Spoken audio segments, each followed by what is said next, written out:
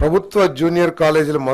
first second year విద్యార్థులతో పాటు రాష్ట్రంలోని కస్తూర్బా గాంధీ బాలికా విద్యాలయాలు, ఏపీ మోడల్ స్కూల్స్, రెసిడెన్షియల్ విద్యా సంస్థలు మరియు హై స్కూల్ ప్లస్ విద్యా సంస్థలకు 32.45 కోట్ల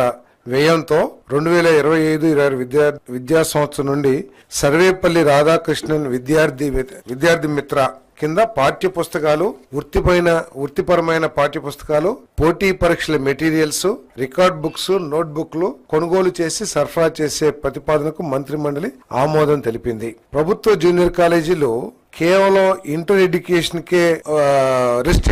పరిమితం కాగా ప్రైవేట్